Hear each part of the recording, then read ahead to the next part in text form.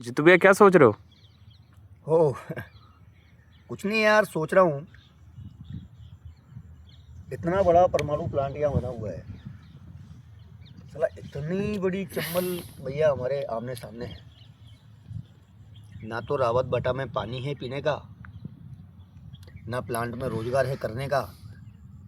Plant में काम करने जाओ तो ठेकेदार डायरेक्ट बोलता है यार 25 से 30 हज़ार रुपये लगेंगे लगने के, और पैसे की व्यवस्था करूँगा जैसे तैसे दे भी दो, फिर ठेकेदार बोलता है हर महीने की भाई आधी पेमेंट भी देनी पड़ेगी।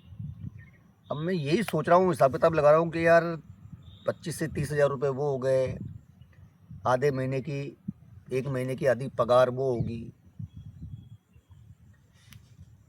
तो यार भाई कैसे काम चलेगा, कैसे घर चलेगा, कुछ भी पल्ले नहीं पड़ रहा। फिर लड़के बोलते हैं कि जीतू भैया इसको बंद कराओ। अब भाई बंद कैसे कराऊँ, मैं तो लड़ लड़ के बुढ़ा हो गया, और छोरे भी काहे हो गए, बेचारे परेशान हो गए। अब कुल मिला के राहोदोटा में वही उठा पटक वगैरह वगैरह। सोच रहा हूँ ये हो क्या रहा है। कभी कोई लड़का किसी ठेकेदार के कान पे थपेड़ मार देता है, कभी कोई क्या कर देता है, कभी क्या कर देता है। कुल मिला के यार सिस्टम बड़ा गड़बड़ है मेरे भाई, और बड़ा गंभीर चिंतन है। यही चिंता कर रहा हूँ, यही सोच रहा हूँ कि यार आखिर ये हो क्या रहा है, तो ये बंद कैसे होगा।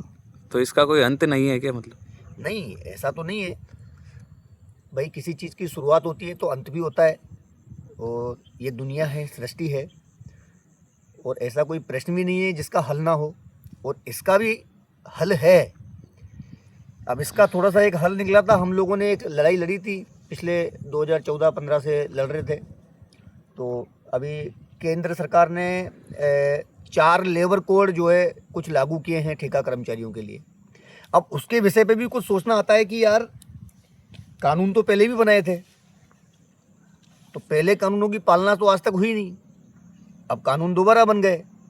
तो अब मैं ये सोच रहा हूँ कि यार ये कानून जो भी लागू हुए हैं, जो बनाए हैं, ये धरातल पे आकर के इम्प्लीमेंट इनका होगा कि नहीं होगा, मतलब इनकी पालना होगी कि नहीं होगी। अभी हमारे प्रधानमंत्री जी तो बोल दिया कि भाई मैं गारंटी दूंगा, लेकिन वो तो हर सरकार बोल देती है कि मैं गारंटी दूंगा। इस विषय में भी चिंतन चल रहा है। तो उन 4 लेबर कोड का अपने राउत भाटा पर क्या असर पड़ा है? कुछ प्रभाव नजर आया आपको? नहीं, फिलहाल तो कोई प्रभाव नज़र आया नहीं है, लेकिन जैसे कि अभी केंद्र सरकार ने कहा है कि भाई जो केंद्र सरकार के जितने भी उद्योग हैं, वहाँ पे जो पेमेंट होता है, जो वहाँ पे जो सैलरी मिलती है, वो की वही सैलरी पूरे भारत देश में सभी मजदूरों को दी जाएगी।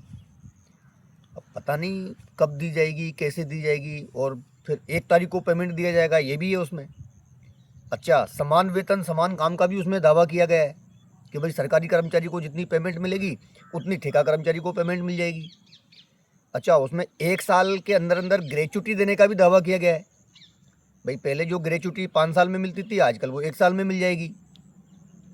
ऐसी बहुत सारी चीज़ें हैं। और जो आदमी जहाँ काम कर रहा है, मतलब बीच में ठेकेदार नहीं रहेगा, मतलब ऐसा भी इस कानून के अंदर है कि भाई सरकार हमारे बीच में ठेकेदार नहीं रहेगा, और डायरेक्ट वेतन जो है उनके खाते में आएगा। तो ये कुछ गंभीर चिंतन है कि यार ये हो तो जाएगा, परंतु होगा कब, समस्या वो है। तो उस चिंतन में थोड़ा सा मैं लगा हुआ था। चलो ठीक है।